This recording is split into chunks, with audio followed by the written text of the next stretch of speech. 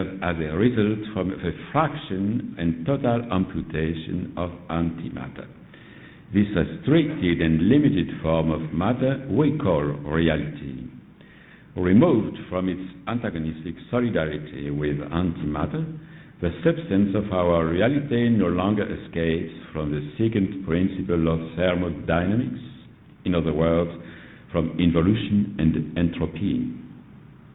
I find it exciting, at least on the symbolic level, enigmatic and ironic too, that our reality is not the true story, the very clue of the world, but results from a simplification, from a radical reduction of the cosmos itself. Since the objective status of our reality is based on a separation from its other half, we can say that our world is a definitive illusion. The paradoxical result of this scission, of this fracture, is that restricted materiality as ours obeys precise physical laws, but it may be that the type of rationality and coherence that they allow us to induce in the universe is strictly linked to the extraordinary simplification of this universe. Then, today, the important would be to delocalize the hypotheses and redeploy them at the level of the holistic of the whole, where they radically challenge our principles of materiality, of reality, and of rationality. Of course, I'm well aware that this is metaphoric, but we are not here about one more truth. We are trying to recover the traces of the illusion, that is to say, of the original crime that started with the elimination of antimatter, against the negation of all negativity, against the liquidation of evil, the extermination even of death, in order to recover a world completely positive, rational and true, which is the program of a perfect crime.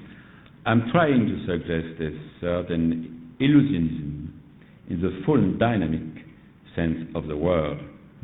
Against this perfect crime, against this artificial paradise of technicity and virtuality, we must recover the traces of the criminal imperfection of the world, that is, of its definitive enigmaticity. But are we ready to assume this paradoxical, catastrophic and ironic game that this objective illusionism proposes? This would mean a drastic revision not only of the principle of reality, but moreover of the principle of knowledge.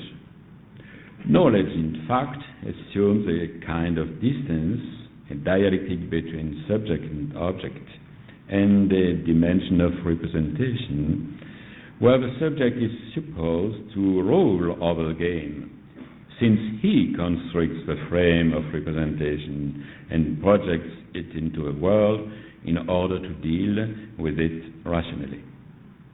All this presupposes a privileged subject position and the object's inferior status, including the scientific object. In the illusionistic perspective mentioned above, on the other hand, knowledge becomes metaphysically impossible, mastering neither appearance nor illusion.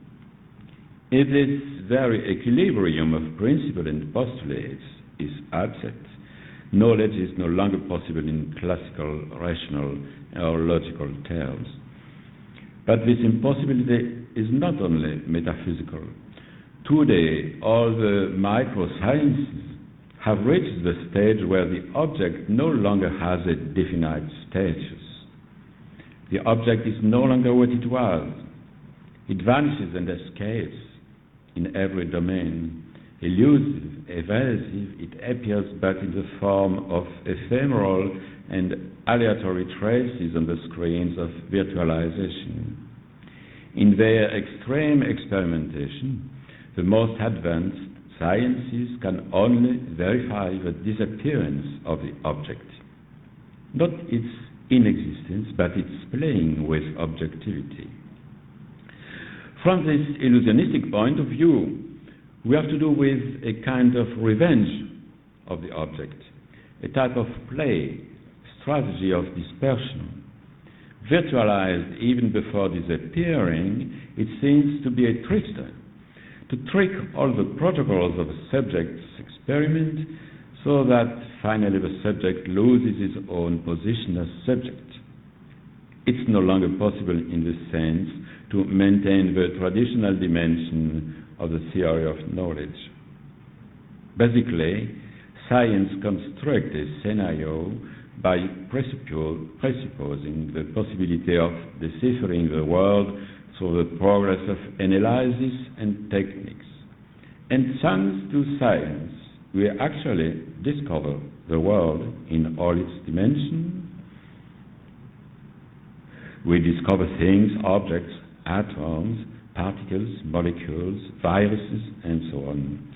But never has science postulated as an eventual alternative that things discover us at the same time that we discover them, and that there would be an inexorable reversibility of the process.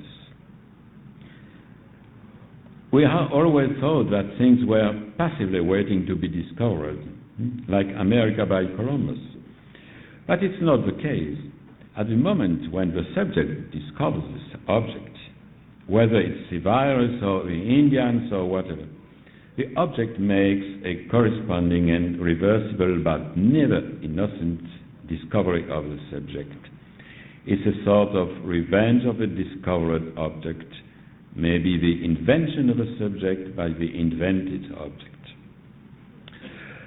Our traditional vision is based on the belief that knowledge proceeds always in the same direction from subject to the object.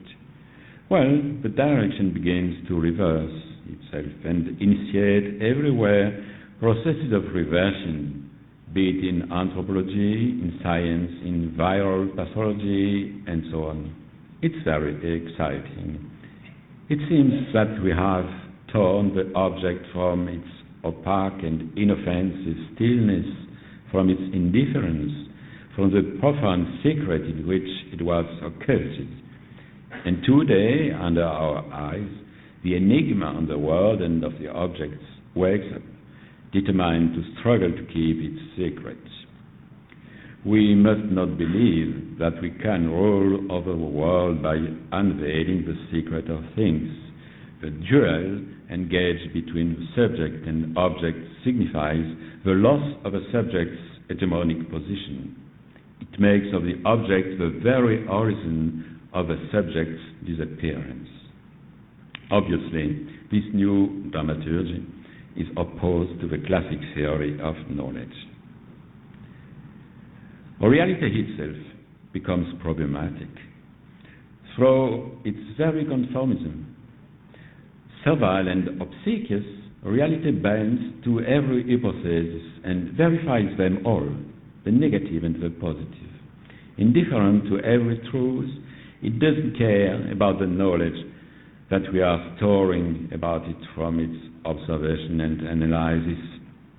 All that is for it a provisional and superficial inspection. Here, reality intervenes like a sphinx. Reality itself becomes enigmatic and simulating.